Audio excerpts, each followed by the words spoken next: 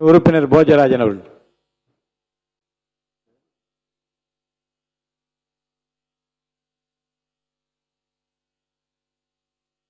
மாண்புமிகு தலைவர், எஃப்சிஆர் வேணான்னு சொல்லல. FCR is there. அதாவது சில திருத்தங்கள், ஏன்னா நடைமுறையில் என்னென்ன சிக்கல்கள் எல்லாம் பார்த்திருக்காங்களோ அதை ரெக்டிஃபை பண்ணணும், அதாவது ரெகுலேட் பண்ணணும். சகோதரி சொன்னாங்க, நல்ல திட்டங்களுக்கு, நல்ல உபயோகமான திட்டங்களுக்கு நிறைய சொன்னாரு, கம்யூனிஸ்ட் தோழர் சொன்னாரு. அதுக்கெல்லாம் மறுப்பு இல்லை, தவறாக பயன்படுத்தி விடக்கூடாது. ஆனா என்ஜிஓ ஆனாலும் சரி, ட்ரஸ்ட் ஆனாலும் சரி, என்னுடைய அமைச்சர் பெருமக்கள் எல்லாம் ஏற்றுக்கொள்வார்கள் நினைக்கின்றேன்.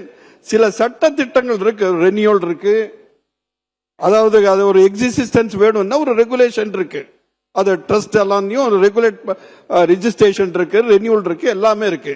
அந்த மாதிரி ஒன்றும் பண்ணாம ஒரு பணத்தை எல்லாம் பெறது, சரியான அக்கௌண்டபிலிட்டி இல்லாம அப்படி எல்லாம் இருக்கக்கூடாதுன்றதுக்காக சில திருத்தங்களை தான் கொண்டாடுறாங்களே தவிர, எஃப்சிஆர் நல்ல இந்த மாதிரி சமூக திட்டங்களுக்காக வர்ற பணத்தை மத்திய அரசு நிச்சயமா அவங்க எதிர்க்க கிடையாது. இது வரைமுறைப்படுத்த வேண்டும், நல்ல காரியங்களுக்கு உபயோகப்படுத்த வேண்டும்.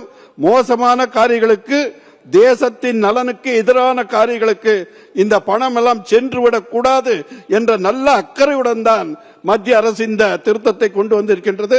ஆகவே இந்த திருத்தம் அவசியம் என்று எங்களுடைய பாரதிய ஜனதா கட்சி எதிர்பார்க்கின்றது.